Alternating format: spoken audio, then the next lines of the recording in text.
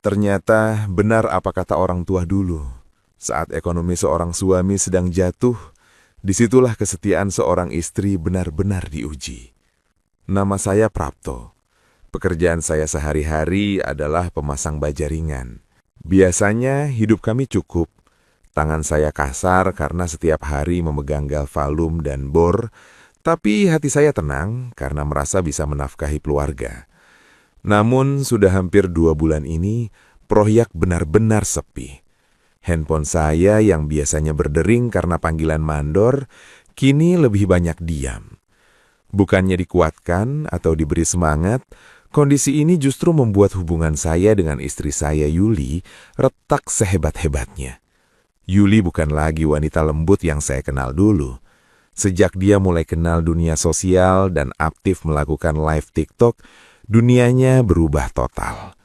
Baginya, koin-koin dari orang asing jauh lebih berharga daripada kehadiran suaminya yang sedang terpuruk.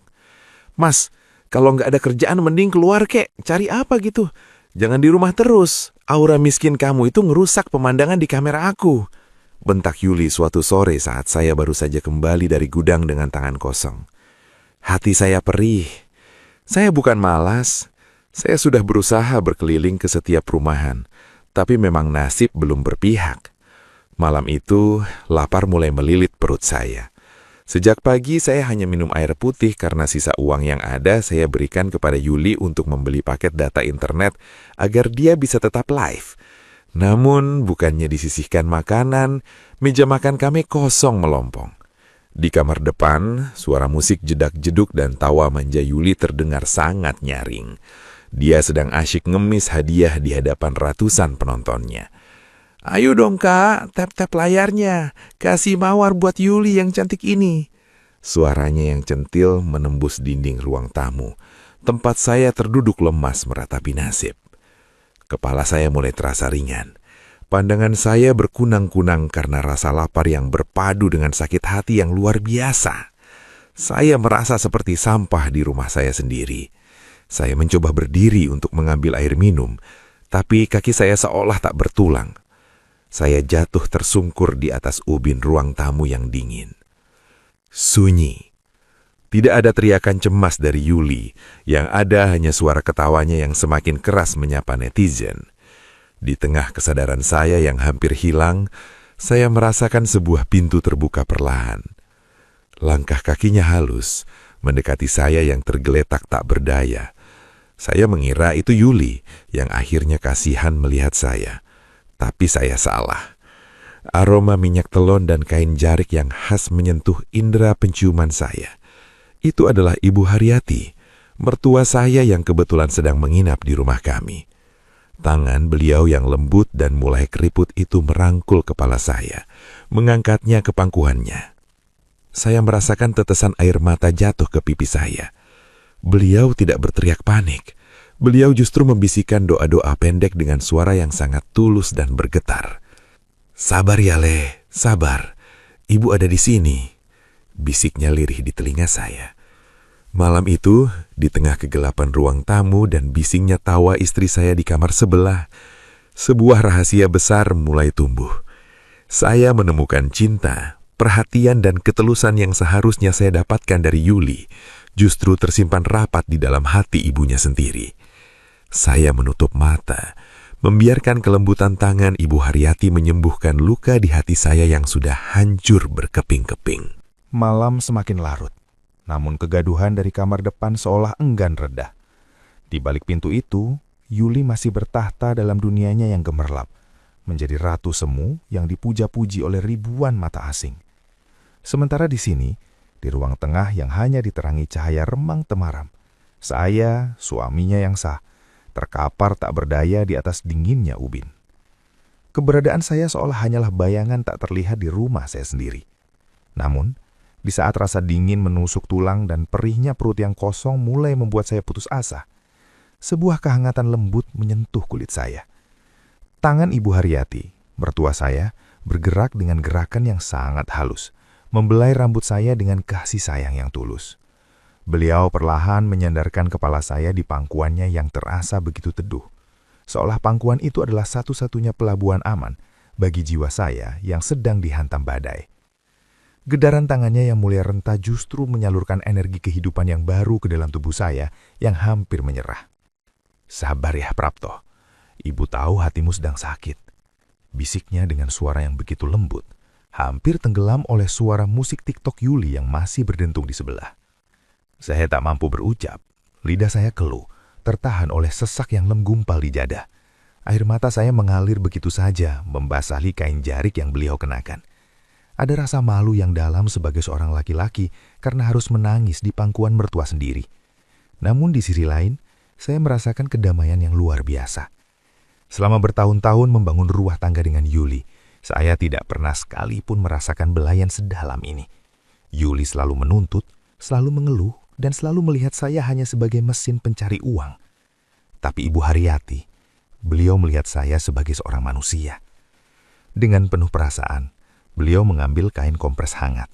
Setiap usapannya di dahi saya terasa seperti menghapus satu persatu kata-kata kasar yang dilemparkan Yuli sore tadi. Sentuhan itu tidak hanya menyembuhkan fisik saya, tapi juga membasuh luka batin saya. "Ibu minta maaf atas sikap Yuli, Le. Ibu gagal mendidiknya jadi istri yang berbakti," ucap beliau dengan nada yang bergetar hebat, menahan tangis yang ikut pecah. Saya memberanikan diri mendongak sedikit, menatap wajahnya di bawah temaram lampu. Mata Ibu Haryati terlihat begitu jernih, namun menyimpan telaga kesedihan yang sama dengan yang saya rasakan. Kami adalah dua jiwa yang sama-sama terasingkan oleh egoisme Yuli. Di detik itu, sebuah benang tak kasat mata seolah mengikat batin kami begitu erat. "Jangan menangis lagi, Prapto. Kalau Yuli nggak bisa buatkan kamu makan, biar ibu yang masakan. Kalau Yuli nggak bisa hargai kamu, biar ibu yang memberimu penghargaan malam ini. Kamu paham kan, Prapto? Ngerti kan maksud ibu?" Bisiknya dengan tatapan yang sangat dalam. Sebuah tatapan yang melampaui batas orang mertua. Suasana seketika berubah. Rasa nyaman yang tadinya hanyalah rasa haru, kini berubah menjadi gejolak yang sangat berbahaya. Pelukan mertua saya terasa jauh lebih hangat dari selimut manapun di dunia ini. Bisikannya terasa lebih merdu dan jujur dibandingkan janji-janji manis Yuli di masa lalu. Kami terhanyut dalam suasana yang penuh perasaan. Sebuah momen di mana status mertua dan menantu perlahan memudar, digantikan oleh dua manusia yang sama-sama haus akan dihargai. Dunia seolah berhenti berputar. Hanya detak jantung kami yang seirama dan helaan nafas yang beradu dalam kesunyian yang kini menjadi rahasia paling dalam di rumah ini. Suasana di ruang tengah terasa semakin berat, seolah udara yang kami hirup telah bercampur dengan rahasia yang mulai memuncak. Di kamar sebelah, suara Yuli justru semakin kencang. Dia sedang melakukan tantangan atau challenge dengan penontonnya, tertawa terpingkal-pingkal tanpa sedikit pun peduli bahwa suaminya baru saja tumbang di ruang tamu. Yuli benar-benar telah buta. Dunianya telah berpindah sepenuhnya ke dalam kotak kecil berukuran 5 inci itu. Namun, di tengah pengabaian itu, saya merasakan pergerakan yang sangat tenang di samping saya. Ibu Haryati tidak lagi hanya duduk di samping saya. Beliau mulai bergeser, memperkecil jarak yang tersisa di antara kami. Beliau adalah sosok wanita yang sangat cerdas. Beliau tahu persis kapan waktu yang tepat untuk masuk ke dalam celah hati saya yang sedang hancur. Beliau tahu, di saat Yuli sedang sibuk mencari perhatian orang asing, ada sebuah kesempatan emas untuk memberikan perhatian yang selama ini saya dambakan. "Prapto, lihat ibu," bisiknya dengan suara yang begitu tenang namun berwibawa. Beliau meletakkan kedua tangannya di pundak saya, seolah ingin memastikan bahwa seluruh fokus saya malam ini hanya tertuju padanya. Beliau sangat tahu bahwa di saat seperti ini, pertahanan mental saya sedang berada di titik terendah. Beliau tidak menghakimi, tidak juga menggurui. Beliau hanya menggunakan kecerdasannya untuk menunjukkan bahwa dialah satu-satunya orang yang ada di pihak saya malam ini. Yuli tidak akan keluar dari kamar itu sampai baterai HP-nya habis atau penontonnya pergi, ucap Ibu Haryati sambil melirik ke arah pintu kamar yang tertutup rapat. Dia terlalu sibuk dengan dunianya, sampai dia tidak sadar ada harta yang dia sia-siakan tepat di luar pintunya. Sentuhan tangannya perlahan turun dari pundak menuju dada saya. Getaran itu begitu nyata. Di bawah temaram lampu ruang tamu, saya melihat sorot mata yang bukan lagi sekadar iba. Itu adalah tatapan seorang wanita yang tahu apa yang dia inginkan. Beliau tahu malam ini adalah milik kami. sebuah celah waktu yang diciptakan oleh keteledoran istrinya sendiri. Malam ini, biarkan dunia luar dan semua bising di sebelah itu hilang. Bisiknya lagi. Wajahnya kini hanya berjarak beberapa senti dari wajah saya. Cukup ada ibu dan ada kamu. Ibu tahu apa yang kamu butuhkan, Prapto. Dan ibu siap memberikannya. Saya terpaku. Kecerdikan beliau dalam membaca situasi membuat saya tak berkutik. Beliau seolah-olah menjadi komandan yang mengendalikan seluruh emosi saya. Di satu sisi saya merasa berdosa. Tapi di sisi lain, kebutuhan untuk dihargai dan dicintai terasa jauh lebih kuat. Ibu Haryati tahu betul cara memainkan peran itu. Beliau mendekat, merapatkan tubuhnya, menciptakan sebuah kesunyian yang justru terasa sangat romantis di tengah kebisingan tawa Yuli yang masih terdengar sayup-sayup. Di saat itulah, batas terakhir dalam diri saya perlahan runtuh. Saya sadar, malam ini bukan lagi tentang rasa sakit atau lapar, tapi tentang sebuah kesempatan yang diambil dengan cerdas oleh seorang wanita yang tahu cara menghargai saya lebih dari istri saya sendiri. Malam itu saya belajar satu hal, bahwa kecerdasan seorang wanita jauh lebih tajam daripada mata bor baja ringan yang biasa saya pegang. Ibu Haryati bukan hanya sekadar memberikan perhatian, tapi beliau telah merancang situasi ini dengan begitu sempurna. Beliau sangat tahu jadwal Yuli. Beliau tahu kalau Yuli sudah mulai live komal, maka istrinya itu tidak akan pernah keluar kamar, bahkan jika bumi berguncang sekalipun. Baginya angka penonton adalah segalanya, dan itulah celah keamanan yang digunakan Ibu Haryati untuk menjaga saya. "Dengar, Prapto, kamu tidak perlu takut," bisiknya sambil merapikan sisa keringat di pelipis saya dengan gerakan yang begitu tenang. "Suara musik di sebelah itu adalah pelindung kita. Dia tidak akan mendengar apapun, dan dia tidak akan peduli pada apapun selain layar HP-nya." Kecerdikan beliau membuat saya yang tadinya merasa was-was perlahan mulai merasa tenang, meski itu adalah ketenangan yang gelap. Beliau berdiri sebentar, lalu dengan langkah tanpa suara, beliau mematikan lampu utama ruang tengah dan hanya menyisakan lampu kecil di sudut ruangan. Kini, kami benar-benar tenggelam dalam bayang-bayang. Beliau tahu betul, dalam kegelapan, segalanya menjadi samar dan rahasia menjadi lebih mudah untuk disimpan. Beliau kembali duduk di dekat saya, lebih dekat dari sebelumnya. Beliau memegang remote televisi dan menyalakannya dengan volume yang sangat rendah, hanya sebagai suara latar tambahan untuk meredam apapun yang mungkin terdengar. Semuanya telah beliau atur. Tidak ada celah bagi Yuli untuk memergoki kami. "Semua aman, Prapto. Malam ini dunia hanya milik kita berdua," ucap beliau dengan nada yang penuh keyakinan. Saya menatap pintu kamar Yuli yang tertutup rapat. Dari bawah pintu masih terlihat pancaran cahaya lampu ring light yang terang benderang, sangat kontras dengan kegelapan tempat saya dan mertua saya berada. Di sana, Yuli sibuk dengan kepalsuan. Sementara di sini, saya sedang menghadapi sebuah kenyataan yang terlarang, namun terasa sangat nyata. Ibu Haryati memegang tangan saya, menuntun saya untuk tidak lagi melihat ke arah pintu itu. Beliau ingin saya sepenuhnya hadir di sana, bersamanya. "Abaikan dia, sebagaimana dia mengabaikanmu," bisiknya lagi. Kesepakatan tanpa kata-kata pun terjadi di antara kami. Sebuah kesepakatan gelap bahwa apapun yang terjadi di balik bayang-bayang malam ini tidak akan pernah melewati pintu ruang tengah ini. Kecerdikan beliau memberikan saya rasa aman yang semu, membuat dosa ini terasa seperti sebuah perlindungan. Saya akhirnya menyerah pada keadaan, membiarkan diri saya hanyut dalam skenario yang telah disusun rapi oleh wanita di hadapan saya ini. Di bawah bisingnya tawa Yuli yang menembus dinding, kami memulai sebuah babak rahasia yang tak akan pernah bisa dihapus oleh waktu. Apa yang bermula dari sebuah ketidaksengajaan, kini perlahan berubah menjadi sebuah kebiasaan yang rapi dan tersembunyi. Kecerdikan Ibu Haryati benar-benar membuat rahasia ini seolah memiliki benteng yang tak tertembus. Kami menemukan sebuah pola, sebuah waktu di mana dunia kami bersatu, sementara dunia Yuli terputus dari kenyataan. Betul saja, hanya 2 hari setelah malam yang penuh gejolak itu, Ibu Haryati datang lagi. Beliau datang tepat saat azan maghrib berkumandang, di saat Yuli sudah mulai memoles wajahnya dengan bedak tebal dan menyalakan lampu ring light-nya.